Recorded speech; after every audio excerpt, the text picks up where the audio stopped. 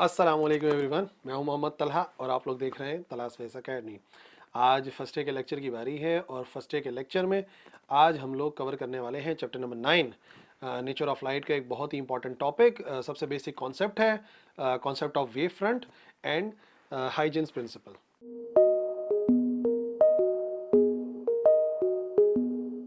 तो सबसे पहले वेव फ्रंट की डेफिनेशन देख लेते हैं। What is a wave front?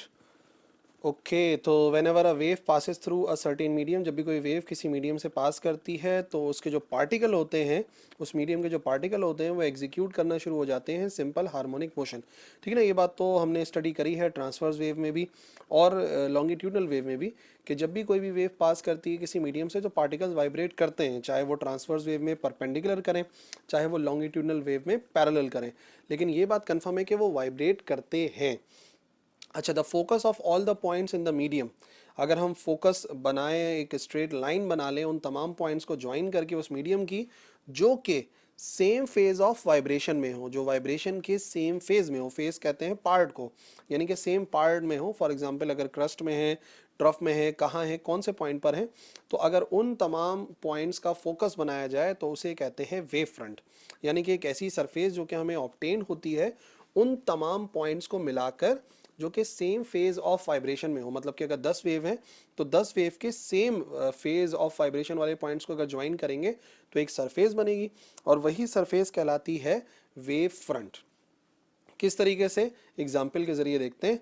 सबसे पहले एक वेव है जो कि ट्रैवल कर रही है। ठीक है, एक वेव है, इस तरीके से ट्रैवल कर रही है, क्रस्ट आ गया, फिर ट्रफ आ गया, फिर क्रस्ट, फिर ट्रफ एंड सो ऑन, इसी तरीके से ट्रैवल कर रही है लगातार। ठीक है ना, दूसरी वेव, तीसरी, चौथी, इसी तरीके से मतलब सारी वेव जा रही हैं, यकीनन किसी प्लेन सोर्स से निकल रही हैं, बिल्कुल स्ट्रेट लाइन के अंदर ट्रैवल कर रही हैं सारी की सारी वेव्स। अब देखो, इनमें ये आ गया एक पहला पॉइंट, ठीक है ना, जो कि क्रस्ट का टॉप पॉइंट है। इस वेव का भी सेम फेज वाला पॉइंट कंसिडर करा, इस वेव का भी सेम फेज वाला पॉइंट कंसिडर करा, और इस वेव का भी सेम फेज वाला पॉइंट मैंने कंसिडर करा। यानी कि मैंने जो सेलेक्ट करे हैं वो तमाम पॉइंट्स जिनका फेज ऑफ वाइब्रेशन सेम है, यानी कि सारे के सारे क्रस्ट का टॉप पॉइंट है। और अगर इन चारों पॉइंट्स को मिला दें तो एक सरफेस बनेगी।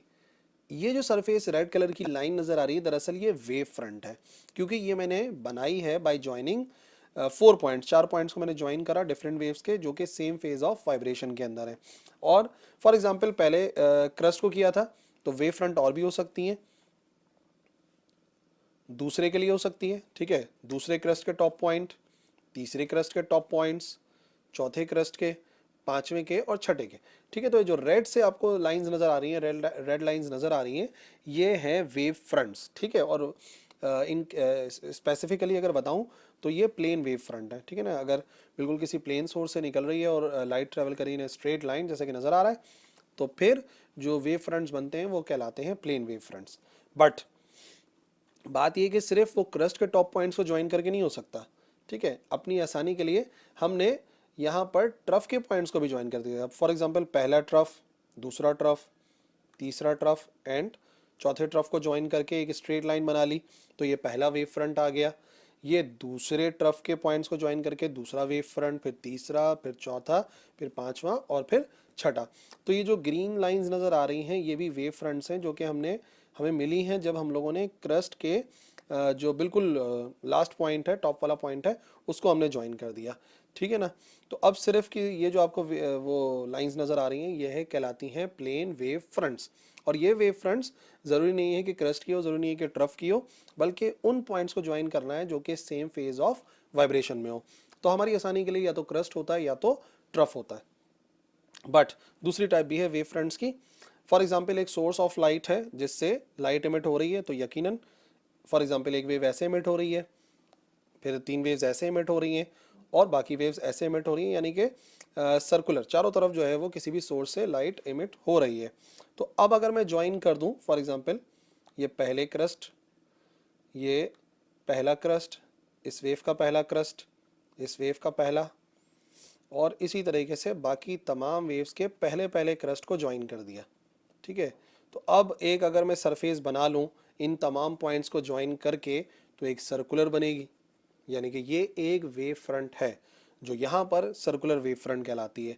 जरूरी नहीं कि पहले क्रस्ट को ज्वाइन करें, अगर हम चाहें तो हम दूसरे दूसरे क्रस्ट को भी ज्वाइन कर सकते हैं। फॉर एग्जांपल ये आ गया इसका दूसरा क्रस्ट, ठीक है, फिर यहाँ पर आ गया दूसरा क्रस्ट, फिर यहाँ पर, फिर यहाँ पर आ गया दूसरा क्रस्ट, फिर ये दूसरा क्रस्ट यहाँ पर, और इसी तरीके से बाकी तमाम सेकंड क्रस्ट को ज्वाइन कर रहे हैं, ठीक है। तो एक और वेव फ्रंट बनेगी।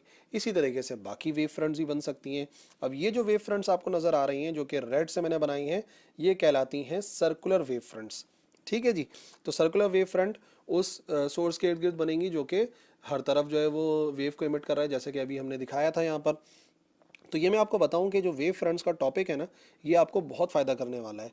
यानी कि रेज बनाने से बहुत ज़्यादा बेहतर है वेव फ्रंट्स को बनाना। और चैप्टर नंबर 9, इस चैप्टर के अंदर हम लोग वेव फ्रंट्स बनाकर ही सारी बातों को समझेंगे। तो देख लेते हैं फिर क्या है हाइजीन्स प्रिंसिपल। हाइजीन्स प्रिंसिपल को दो पार्ट्स के अंदर समझते हैं। पहला पार्ट कहता है कि हर पॉइंट जो कि वेव फ्रंट के ऊपर पाया जाता है उसे कंसिडर किया जाता है as a source of secondary spherical wavelets, यानी कि उससे भी वेव्स इमिट होती हैं और वो भी स्फेरिकल वेवलेट्स इमिट करता है। हर एक पॉइंट, वेव फ्रंट का हर एक पॉइंट स्फेरिकल वेवलेट्स इमिट करता है जो कि सेकेंडरी स्फेरिकल वेवलेट्स कहलाती हैं, ठीक है। अभी बताता हूँ, एग्जांपल से समझाता हूँ। सेकंड पॉइंट ये है कि जो सेकेंडरी वेवलेट्स हैं वो ट्रैवल करती हैं with the speed equal to the source of the wavelets. उसी स्पीड के साथ ट्रैवल करेगी आगे वेवलेट्स जो कि पिछले वाले की थी, जो कि सोर्स की थी, ठीक है ना। तो जो पहला पॉइंट है वो बहुत ज़रूरी है समझना, उस पॉइंट को समझते हैं। सबसे पहले प्लेन वेव फ्रंट्स की बात कर रहे हैं, ठीक है ना। ये एक प्लेन वेव फ्रंट है, ये आ गई पहली प्लेन वेव फ्रंट। तो इसके बहुत सारे पॉइंट्स होंगे, तो हम कुछ पॉइंट सपोज कर लेते हैं। लेट से हमने यहाँ पर 4 पॉइंट सपोज करे, point A, point B, point C and point D. तो पहला जो पार्ट था वो ये कह रहा था कि हर एक point spherical secondary wavelets emit करेगा, यानी कि सेकेंडरी वेवलेट्स तो होंगी लेकिन वो कैसी होंगी, स्फेरिकल। तो कैसे इमिट करेगा पॉइंट ए, ऐसे, point B, C and D, ठीक है, सब ने एक सेकेंडरी वेवलेट को इमिट करा, ये आ गया, और स्फेरिकल है। अब जाहिर सी बात है कि जो अगली वेव फ्रंट बनती है वो कैसे बनती है, वो पॉइंट जिनका सेम फेज ऑफ वाइब्रेशन है। तो फॉर एग्जांपल ये पॉइंट, ये पॉइंट, ये पॉइंट, लेट से अगर क्रस्ट है या सेम फेज ऑफ वाइब्रेशन है तो इन पॉइंट्स को ज्वाइन करके हम अगली वेव फ्रंट बना सकते हैं। ये आगे एक वेव फ्रंट जो कि इन पॉइंट्स को ज्वाइन करके बनाई है। तो यकीनन जो इससे पहले भी हमने बनाया था कुछ ऐसे ही था कि अगर प्लेन वेव फ्रंट्स हैं तो एक वेव फ्रंट ऐसे बनती है, फिर ऐसे बनती है, और फिर इसी तरीके से आगे वेव बनती हैं। फिर जाहिर सी बात है ये जो पॉइंट होंगे अगले वाले, capital A, capital B, C and D, वो अलग सेकेंडरी स्फेरिकल वेवलेट्स को इमिट करेंगे, तो अगला वेव फ्रंट बन जाएगा। तो जो हाइजेंस प्रिंसिपल है वो वेव फ्रंट्स बनाने में निहायत ही आसानी करता है, जैसे कि आपने देखा यहाँ पर फॉर प्लेन वेव फ्रंट्स, ठीक है। ये अगली वेव फ्रंट बन गई उन्हीं पॉइंट्स को ज्वाइन करके जो कि सेम फेज ऑफ वाइब्रेशन के अंदर है। और यही काम स्फेरिकल के लिए भी होता है, सर्कुलर के लिए भी होता है, ठीक है। एक सर्कुलर वेव फ्रंट यहाँ पर बनी हुई है, इसके बहुत सारे पॉइंट होंगे, लेट से point A, B, C, D, E, F, कुछ पॉइंट्स बना लिए। अब हाइजेंस प्रिंसिपल का पहला पार्ट क्या कह रहा था कि हर point spherical secondary wavelets emit करेगा। तो इसी तरीके से point A, B, C, D, E, F, ये भी बिल्कुल एक सर्कुलर सोर्स की तरह से, सर्कुलर सोर्स ऑफ वेव की तरीके से इमिट कर रहे हैं, ए, बी, सी, डी। अब फिर वही बात है, अगला वेव फ्रंट कैसे बनेगा, जो सेम पॉइंट है ना, जो सेम फेज वाले पॉइंट्स हैं उनको ज्वाइन करना पड़ेगा। डी का भी इसी तरीके से, ई का भी इसी तरीके से, और एफ का भी इसी तरीके से। इनको ज्वाइन करेंगे तो हमें एक और वेव फ्रंट मिल जाएगी, ठीक है। तो हाइजेंस प्रिंसिपल को इस्तेमाल करके हमने एक और सर्कुलर वेव फ्रंट को बना लिया। तो याद रखो, ट्रैवल तो वो सेम स्पीड के साथ करती हैं लेकिन हर पॉइंट, अच्छा इस वेव का भी हर पॉइंट होगा, फॉर एग्जांपल इधर वाला, इधर वाला, इस वेव का भी हर point spherical wave front emit करेगा और फिर उसकी मदद से हम अगले वेव फ्रंट को बना सकेंगे। So that's it. I hope आपको वेव फ्रंट और हाइजीन्स प्रिंसिपल समझ में आ गया होगा। देखो बहुत ही इंपॉर्टेंट टॉपिक है, स्पेशली वेव फ्रंट और हाइजीन्स प्रिंसिपल। वजह यह है कि अगर ये क्लियर हो गया ना तो आप लोग देखोगे बहुत हेल्प करेगा आपको chapter number 9 nature of light study करने के लिए। और अगर फिर भी अभी कोई गुंजाइश है, कोई कन्फ्यूजन है तो लिखिए कॉमेंट सेक्शन के अंदर, मैं रिप्लाई करूँगा। इस लेक्चर के लिए इतना ही है, अगले लेक्चर मिलेंगे। अल्लाह हाफिज़।